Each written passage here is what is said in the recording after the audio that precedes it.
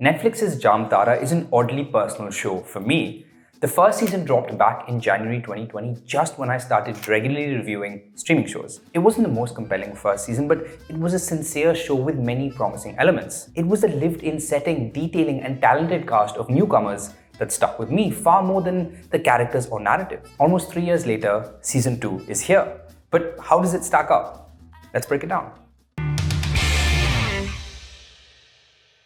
The show offers a fictional story based on true events around Jharkhand's Jamtara district and how it became the cybercrime and phishing scam capital of India. If season 1 saw the Jamtara origin story of how a handful of boys started scamming people over the phone, season 2 sees phishing scams having become a fully fledged cottage industry with almost every young person in the region involved in phishing and fraud under the violent rule of local political leader, the big bad Brijesh Bhan, played by a deliciously despicable Amit Sial.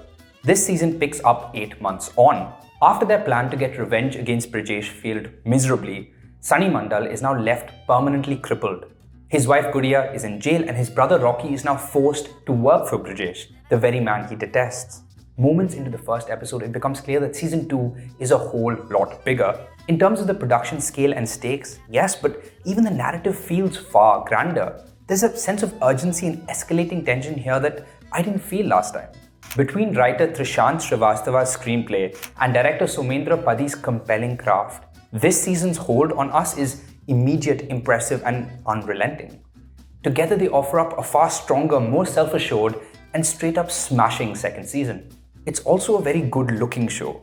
Production designer Sushil Mishra's rich detailing, along with DOP Shayak Bhattacharya's visuals, create a dense atmosphere and vibrant sense of place. This is a very busy season with more scamming, scheming, plotting, and planning, but to writer Trishant Srivastava's credit, it never feels overstuffed.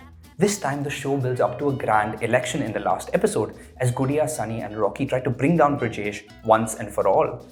And even though it's only a subplot here, the way the series navigates the underhanded corruption in campaigning and winning votes, right down to the electric tension and dirty detailing of the night before the election, did much more for me than all of Sony Liv's political thriller Maharani did last month. Equally, what I love this time around is how the series explores the crimes themselves. I don't remember the actual cyber scamming being this fun, intricate, and interesting last season. We get Tinder scams, WhatsApp fraud, lottery cons, and beyond. These are objectively impressive individuals. Whether it's how they constantly innovate to come up with new scams, or how they stay ahead of the cops, or even just their level of customer service and how they gain the trust of their victims. Honestly, actual bank employees and call center agents could really learn a thing or two. अगले हफ्ते 5,000 SIM card लगेगा 5,000 ऐसा क्या हो रहा है जामतारा सही information मिल गया ना हर 500 नंबर का 5 लाख रुपया मिलेगा. Although I have to say there was something unsettling to see how sexy and easy the show makes phone and WhatsApp scamming look, and how it almost walks us through the steps of how to go about it. But the soul of Jamtara is its terrific ensemble from casting directors Vibhu Gupta and Vikas Pal. The always excellent Dibyendu Bhattacharya returns as dejected sub-inspector Biswa Pathak, an honest officer losing a war in a lawless land. Along with SP Dolly Sahu, the headstrong superintendent of police, played by an impressive Aksha Pardasani. This time around, we also get new players in the mix. A scenery-chewing Seema Pava as Brajesh's political rival Ganga Devi, as well as this season's standout player, an electric Ravi Chahar, who brings an almost Gollum-like slimy unpredictability and vulnerability to Rinku Mandal, the new talented fraudster on the scene. A special mention also of Rohit KP and Harshit Gupta as two characters I absolutely love, Munna and Bachcha, the perpetually stoned commentators on the sidelines who, much like the witches in Macbeth, add an almost mythical quality to the drama. The series also does a fine job of exploring the fascinating dichotomy and contradiction of Jamtara's story. This is a place where phishing scams and cybercrime have shaped the way of life of the entire region. Much like how the IIT coaching industry took center stage in Kota. Reading up about the region, and you find that some remote areas in Jamtara had a cyber police station even before a normal police station. This is where scammers marry well-educated, well-spoken women just so they can force them into making scam calls and join the family business.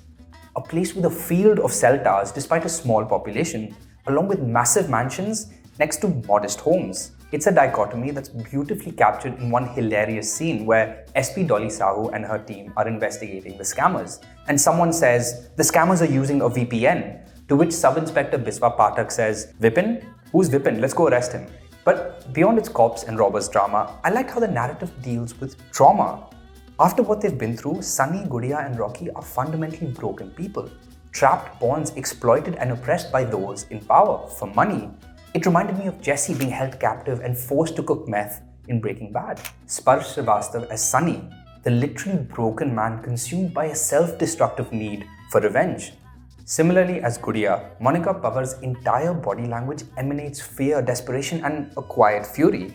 But for me, this was Rocky's season all the way, played by an excellent Anshuman Pushkar as a man who's finally come into his own and ready to stand up to that which he fears most.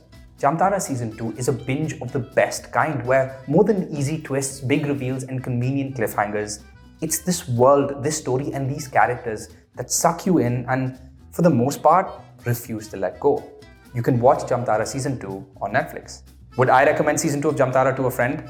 The gangland lawlessness of Mirzapur meets the politicking of Maharani? Hell yes I would.